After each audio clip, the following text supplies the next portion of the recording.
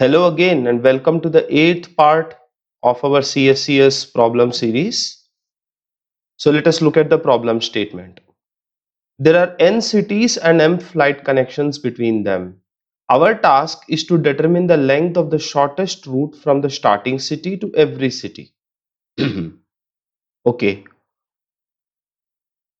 so this is what we understand as a single source shortest path algorithm. We have to find all the shortest paths from this location, the first city, to every other city. So let's look at the test case. In our test case, we have three cities and we have four flights. Let's label them city number 1, city number 2 and 3. Okay, from 1 to 2 there is a flight service that takes, let us say, 6 hours.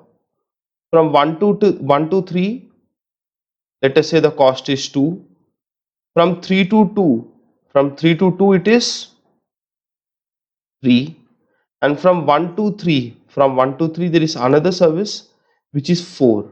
So what is the answer? Well, from 1 to 2 we don't have to take this longest route. Instead we can take this route 1 to 3. So 1 to 2 can be written as 1 to 3. From 3 we can go to 2. So this is 2 plus 3, that is equivalent to 5. From 1 to 1 naturally the distance is 0. From 1 to 2 it is 5, the indirect route, and from 1 to 3 it is 2. So that is our answer. I just solved this test case for you very quickly because I want to save up all the details for our explanation. So let's go ahead. So before we start, I want to explain why we can't use BFS to solve this problem. Traditionally, whenever we have a distance problem, as we have seen in the second video and many other videos, we solve it using BFS. Here is what a BFS algorithm would look like. Consider city number 1 connected to city number 2. It's also connected to city number 3. Both of them are connected to city number 4 and 2 is also connected to 3. Typically what we would be doing is that we will do a BFS from 1 and then we'll realize the distance from 1 to 1 is 0, that is 1 is located at the distance 0. 2 and 3, the children, the neighbors of node number 1 will naturally have a distance of 1 and 1 and they are marked as visited. And number 4, city number 4 will have the distance of plus 1 is equal to plus 2. So this would be the answer. But practically this won't work when there are weighted edges. Why won't that work? We'll see that in a second. Consider this your home. So far I speeded through the video because I didn't want to explain things again and again. I have explained a lot of the concepts I just covered in the BFS video, but now I'm going to start taking things slow. So consider city number 1. It is connected to, let us say, airport. The distance from 1 to airport in terms of times, let us say it is 1 hour. It is 1 hour. And the actual distance is only 12 kilometer, but because of traffic jam, it takes 1 hour. Okay. Now from city 1, we can go to another city, city 2, or rather a town, another town 2, which is located at the distance of 8 kilometer. The time it takes to make this journey is 20 minutes because low traffic. From 2 to airport, let us say the distance is another 8 kilometer and this distance can be covered in 15 minutes. So if you are in a hurry, if you want to save time, what is the route you should take? Should you take the direct route, direct connection and waste 1 hour, or should you save time by taking the indirect route, that is going to another city, city number 2, and then from there on taking a connection to airport, thereby spending only 20 plus 15 is equal to 30 minutes, 35 minutes. versus 1 hour in direct route versus 60 minutes of direct route. That is why I called it a Google Maps problem. Navigation, navigation, route finding. So in other words, a simple BFS will give us the direct route as the answer, whereas our answer is the indirect route. That is why we need a better algorithm. We need a better algo. And why do we need a better algo? What made BFS fail? BFS doesn't work. Why? Because here I am using that weighted edges. Here I am writing it down for you. Weighted edges. When there is a weighted edge, BFS is likely to fail. Which is efficient? BFS is efficient, but it is giving you the incorrect answer. Okay, so that is why we are going to use the Dijkstra's algorithm to solve this problem. Dijkstra's algorithm. Okay, this will give us the answer. It is not as efficient, not as efficient, not as efficient, but is correct. When what? When what is the condition? Weighted edges. Does that make sense? When there is weighted edges, we can't use BFS, so we will use Dijkstra's. What is the prerequisite? I have only one prerequisite for you.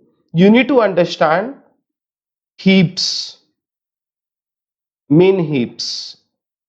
Min heap is an integral part of this implementation. It can be done with HTL priority queue.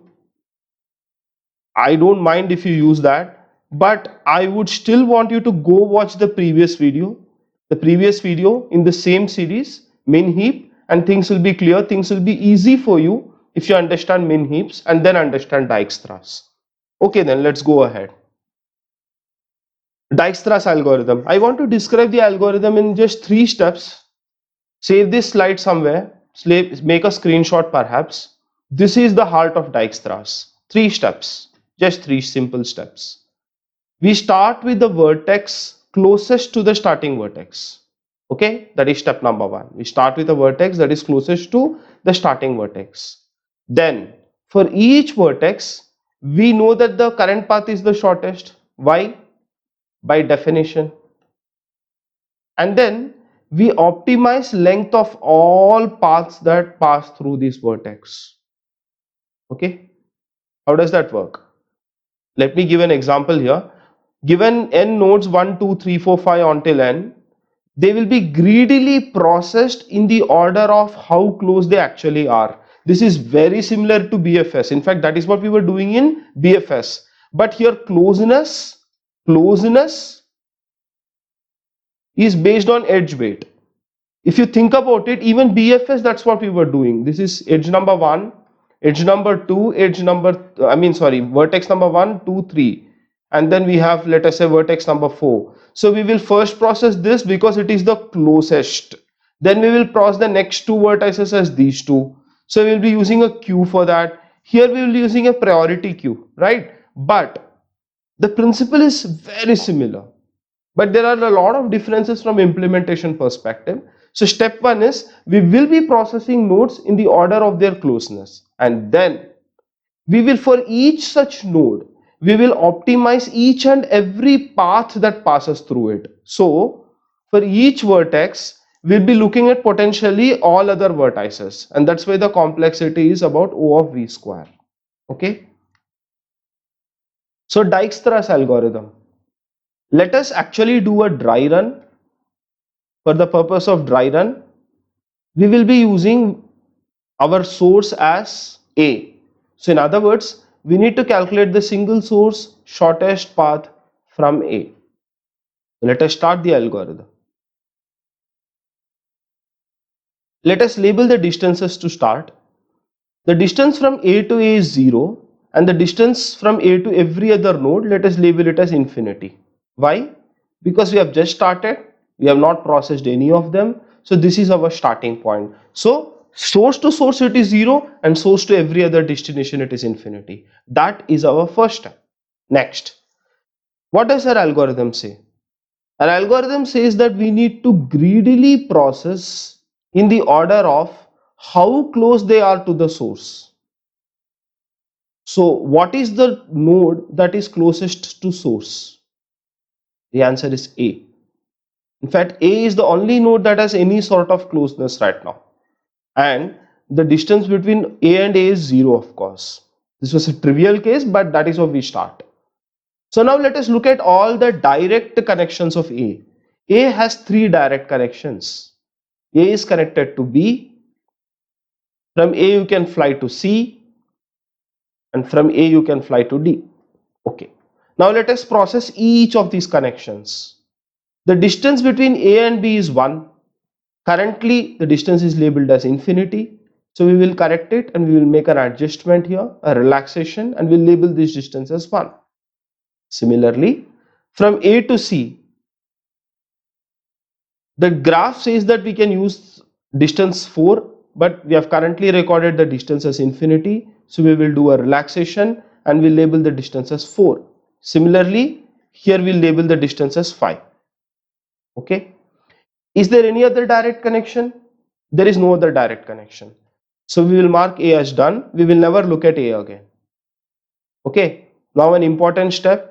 Let us look at all the other connections of A, B, C and D and let's push them into a priority queue. Okay. So let's start.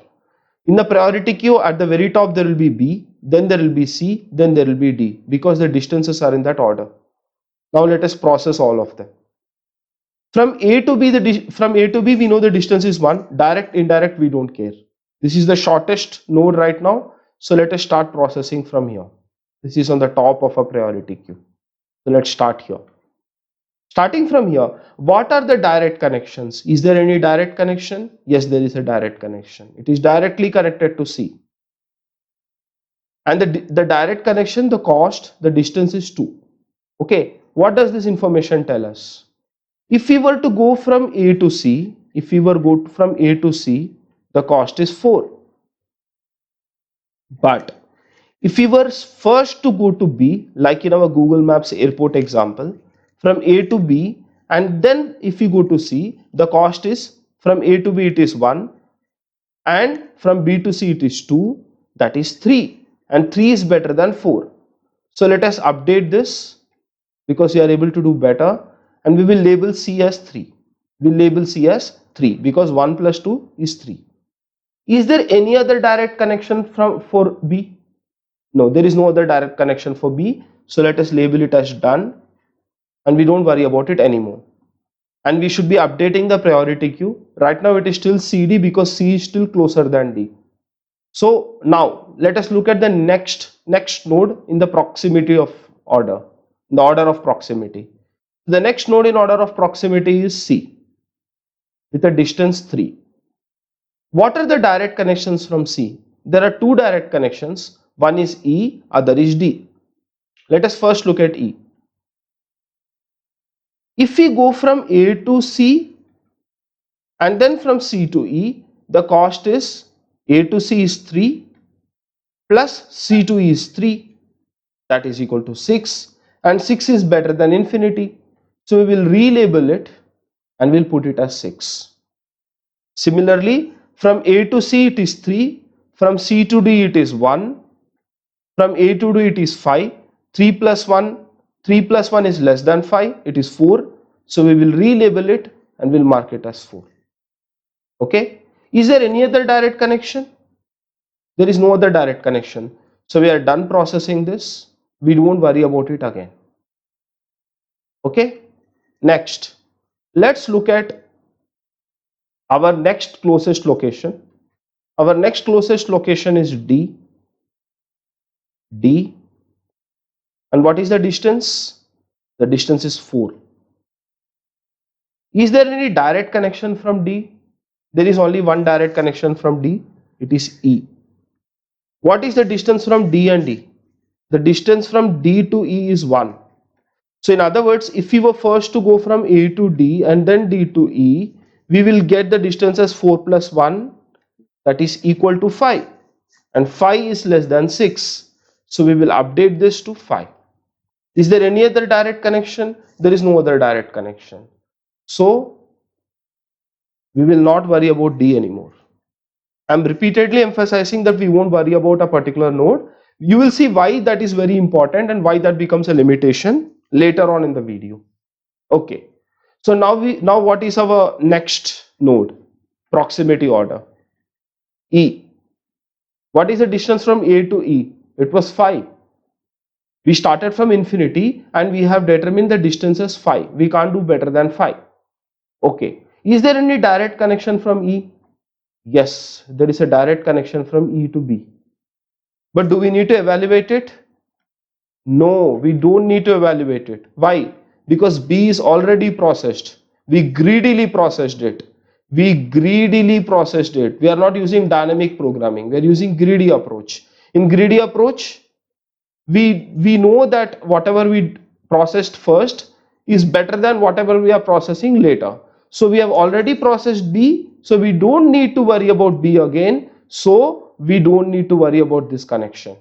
We don't need to worry about this connection. Is there any other connection from E? There is no other connection from E. So we are done with E and we have solved our problem. The single source shortest paths from A are: from A to A it is 0, from A to B it is 1, from A to C we identified it as 3, from A to D it was 4, from A to E it was 5, and from A to F it was infinity. We solved this. We visited each edge technically once, at least once, or at most once. So that becomes our order of E or order of V square. That becomes our complexity. So now let us look at the implementation. So let us say this distance was 6, this distance was 8, this distance was 1, 7, and 5. So initially all the distances were labeled as infinity. From 1 to 2 we realized there's a connection, then we relabeled it to 6. Similarly we relabeled this to 8, and later on we know that this can be further optimized because 1 to 2 is 6 and 2 to 1 is one more unit. So this is relabeled to 7.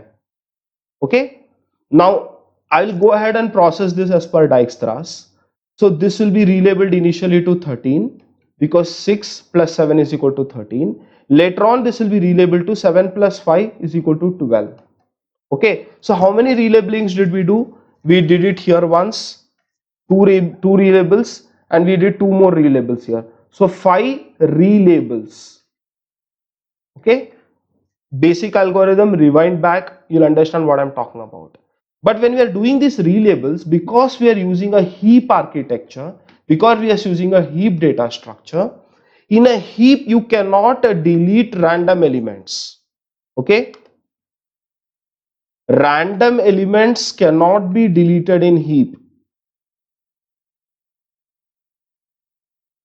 Can't be deleted.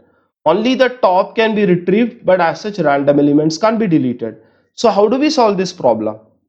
Well, if the current distance to node, let us say 3, is equal to infinity, so we would have pushed, let us say, infinity comma 3 in our heap. Okay, when the current distance is, and we will also store this information in a separate vector. So distance 3 was infinity. When we are seeing a better possibility, so the current distance to 3, let us say now it is equivalent to 4. So what do we do is that we also push into the heap 4 comma 3. Later on we update this to 4.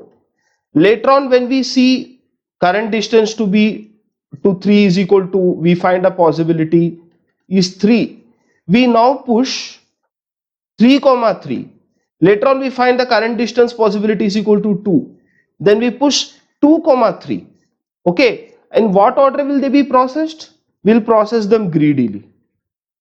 So we will first process this, then we will process this, then this, then this. So what do we need to do?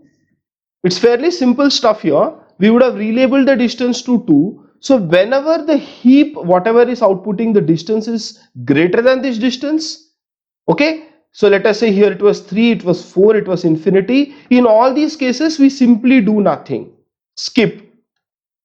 So This is an important step from implementation perspective. If heap distance is worse than current distance, do nothing, just skip.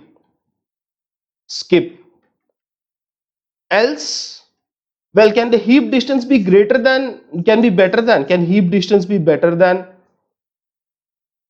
current distance? Can this happen? No, it can't happen. Why can't it happen? Because whenever we are pushing into heap,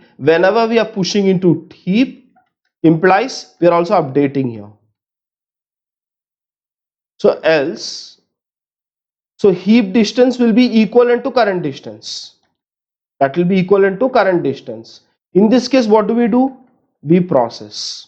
This will be clear in the next step, but just keep this in mind. If the heap distance is worse than the current distance, we do nothing. If the heap distance is equivalent to the current distance, we process.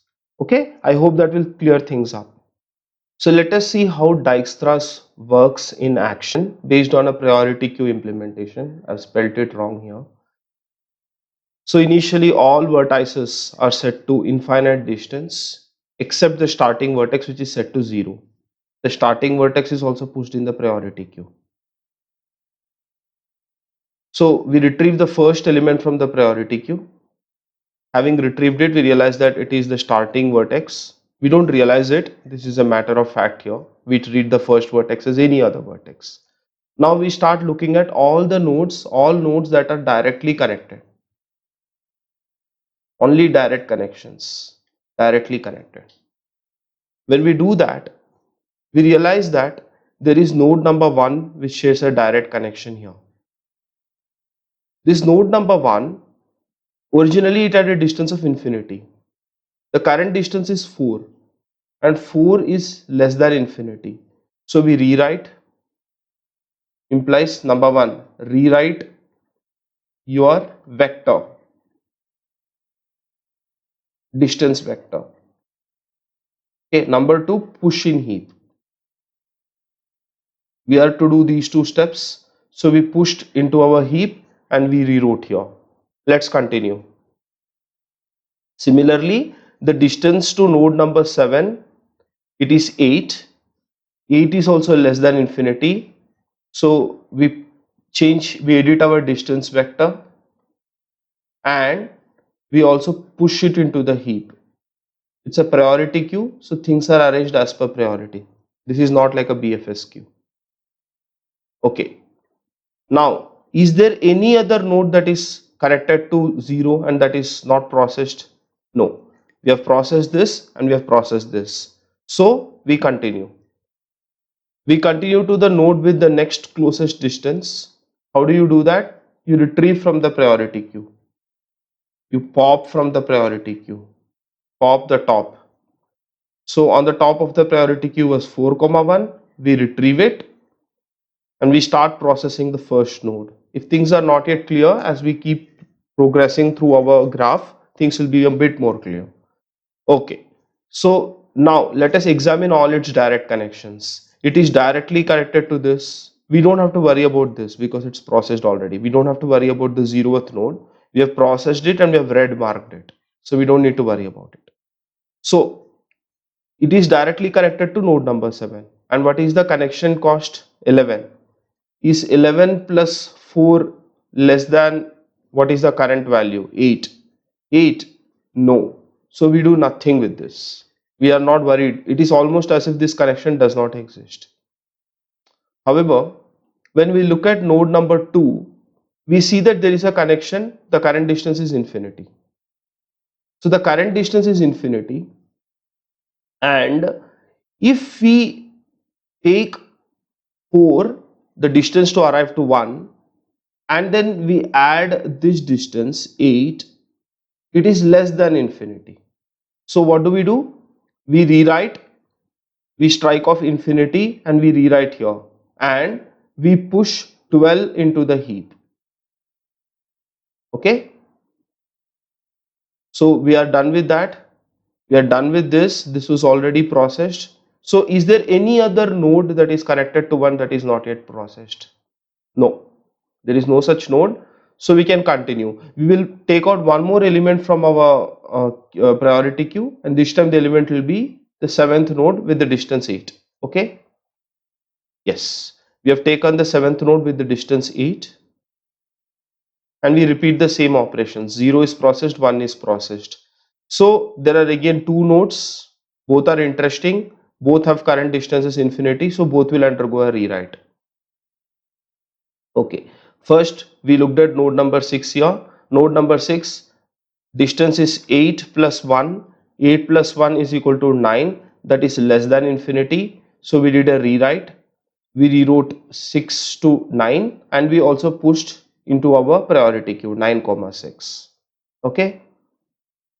Similarly, node number 8, 8 plus 7, the distance cost, it is less than infinity, it is 15. So we did a rewrite here, and we also pushed it into the priority queue. So we could push two elements into a priority queue with this particular iteration. Okay, let's continue. Is there any other node that is connected? There is of course this node, but it is processed. There is this node that is processed. So there is no other node we need to look at. So we can take the next element from a priority queue, which is the node number 6 with the distance 9. So the next node that we'll be looking at, it will be this particular node. Okay. So now what are its connections? This is processed, by the way. Node number 7, 1 and 0 are processed. So what are the connections of 6? 6 is connected to 8, 6 is connected to 15. Let's look at 8 first. For 8, 9 plus 6 is equal to 15. 9 plus 6 is equal to 15. Current distance is also equal to 15. So is this 15 less than 15? No. So we do nothing. It is like this edge doesn't even exist. Okay. However, the current distance to phi is infinity, and if we use the Dijkstra's algorithm, we get that this distance at presently at max it should be 9 plus 2 is equal to 11. 11 is less than infinity, so this one will have to undergo a rewrite. Node number 5 will have to undergo a rewrite, and yes, we'll have to push things into the queue, I mean priority queue. So node number 5 went a rewrite. Now it is, the distance is marked as 11, and it went into the priority queue also, node number 5 with the distance 11. In fact, it is on the very top of priority queue. Okay, so now is there any other node that is connected, not processed? This is processed, this we checked, this also we processed right now. It's not fully processed, but it is processed. So now let's continue. Let us take the next element from our heap, 11 comma 5. This will be retrieved. Node 5, distance 11, and this is the final distance because we are using a greedy algorithm. Node number 5, the distance is marked as 11. We don't have to worry about 0th node, 1st node, 7th node, 6th node. Node number 5 with a distance of 11. What are the connections? It's connected to 2, but the cost of the connection is 11 plus 4. 11 plus 4 is greater than 12. So we don't need to worry about this. We don't need to worry about this. Now let us look at the connection between 5 and 3. This is where things get a bit interesting. 5 and 3, the distance is 11 plus 14. This is 25, and 25 is less than infinity. So we'll have to rewrite. Similarly, 5 and 4, the distance is 11 plus 10, that is 21, and 21 is also infinity, less than infinity. So this will undergo a rewrite, and this will undergo a rewrite, and priority queue pushes. So we rewrote 3 here, we pushed it into the priority queue. We rewrote 4 again here, 21, 21, and we pushed it into the priority queue. Now let us process the next element from our priority queue because there are no other connections. I'm going to speed things up here. So we'll pop 12, that is, we'll pop node number 2 with distance 12. We'll pop out this node. Yes, our pointer is now pointing to this node, correct? And let us evaluate the distances. Do we need to look at distance to node 8? Let us see. The distance to node number 2 is 12, and this distance is 2. 12 plus 2 is equal to 14. 14 is less than 15. So in other words, this will have to undergo a rewrite. This will have to undergo a rewrite and a push into the priority queue. Similarly, this distance. 12 plus 7 is equal to 19. 19 is less than 25. So 3 will also have to be rewritten. 3 will also have to be rewritten, and one more push into the priority queue. So let us continue. So we started with 3 here. 3 underwent a rewrite. In the previous case, it was 25. We rewrote it to 19. So 3 is now rewritten to 19, and 3 is pushed into the priority queue here. So already there is 3 in the priority queue. It is undergoing a second push because we are not able to rewrite things in the priority queue. Why? This is what I was talking about. Only top element can be retrieved. That is the whole point of priority queue. So we just push 19 into the priority queue, that is 3 with distance 19, and then we start worrying about node number 8 now. Node number 8 has a distance of 14, which is less than 15. So we rewrote it to 14, and we made another push into the priority queue, 14,8. We are leaving 15,8 as it is, and we are pushing. Why? Because only top element can be retrieved. I can't emphasize this enough. Okay, so is there any other node of 2 that is unprocessed? This is processed. This we just did it in the previous slide. This also we did it in the previous slide. So let's move on, and we take out the top of the priority queue. At the very top of the priority queue, we have 8 with distance 14. We take it out. 8 with a distance 14. This is the current node. Okay, this is processed, by the way. All these are processed. Everything that is marked red is processed. Correct? Is there any node that is connected to node number 8? Yes, this is connected to node number 8. This is also connected. This is also connected. Are they all processed? Is there any unprocessed node? No. This is also processed. This is also processed. Similarly, 6 is also processed. So we move on. We do nothing in this iteration. We take the next element from the top of the priority queue, 15,8. Distance 15. Node number 8 with distance 15. But our current distance is 14. And 14 is already less than 15. So this data is useless to us. So we simply do nothing. This is exactly what I was talking about earlier. So when our current distance is less than or better than heap distance, we do nothing. Okay, so in other words, this is simply popped off, nothing is done, and we move on. When we move on, we will deal with the next element from the priority queue, 19,3. So node number 3 with the distance 19. Let us start processing it.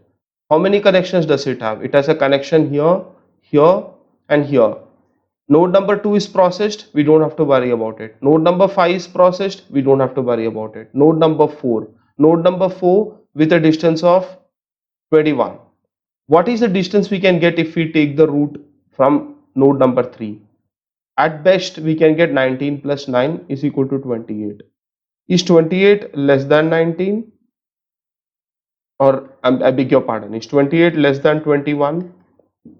21? No. So we do nothing.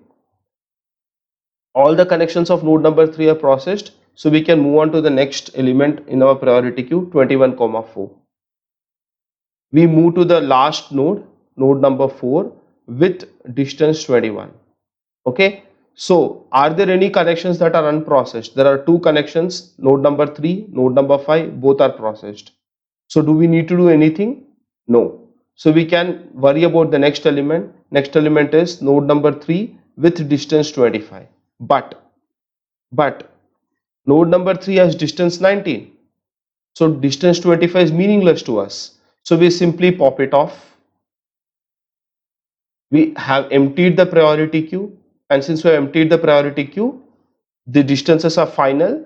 The distances are 0 for node number 1. For 1 it is distance 4. For 2 it is distance 12 from here. For 3 it is distance 19. For node number 4 the distance is 21. For node number 5, the distance is 11.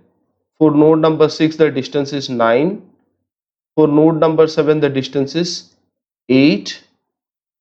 And for node number 8, the distance is 14. This is the final output of our Dijkstra's, and we are done with the algorithm. So now let's look at the implementation. We first label the distance to the first node as 0, and we'll push it into the priority queue. What is being pushed into the priority queue? Distance, vertex.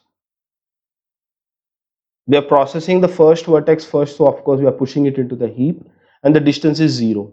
Okay, so this is a heap, HTL heap, basically min heap in this case, and we'll be processing until the heap is empty. Notice how similar this is to BFS-ish. So we will be processing the heap, and we'll be doing it until the heap is empty. So let us start.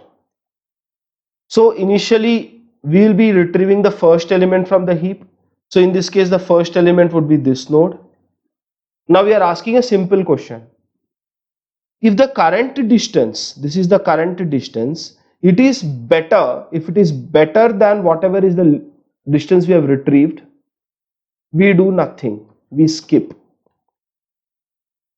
Okay, so in other words,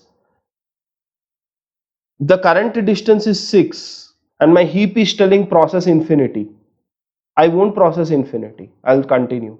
If the current distance is, let us say, 7 and my heap is telling process 10, I won't process 10. 10 is skipped.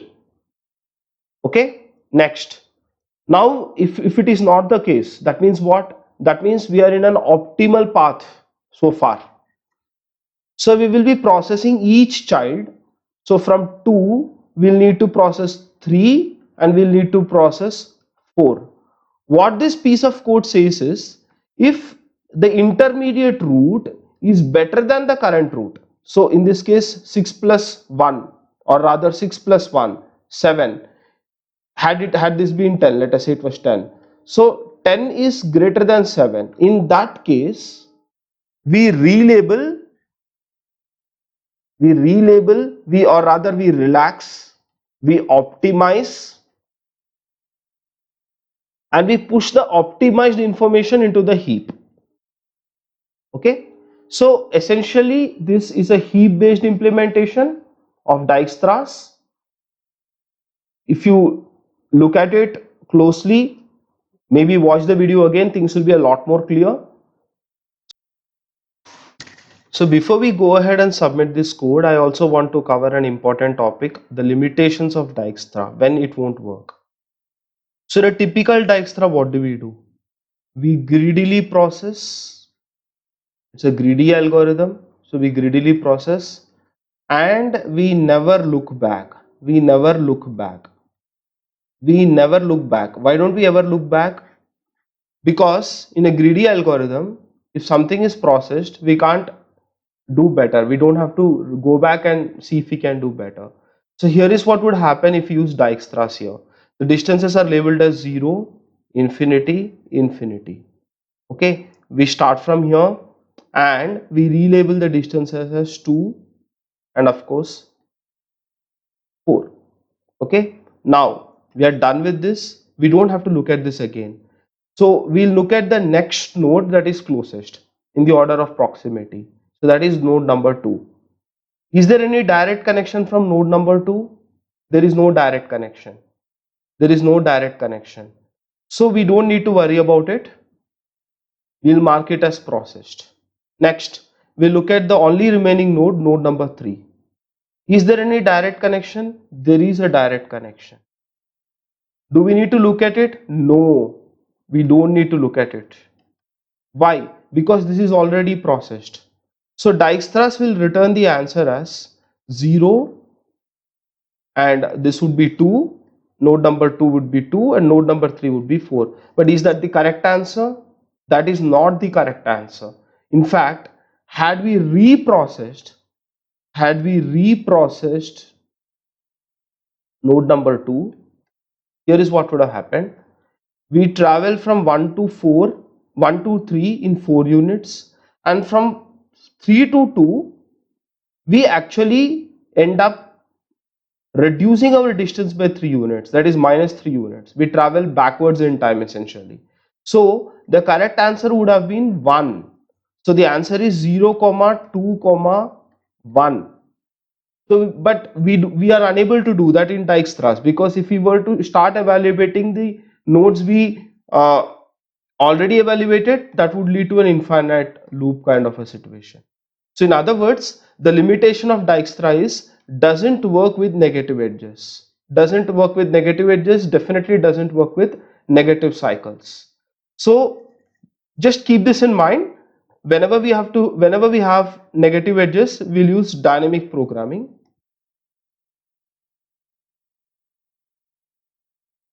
But if otherwise, for single source shortest path, weighted, whether it is directed or undirected, in both cases Dijkstra's is the best algorithm we can follow if it is weighted. If it is unweighted, we can go back to BFS. So with that in mind, let us now try and submit the code and see if we can get all correct.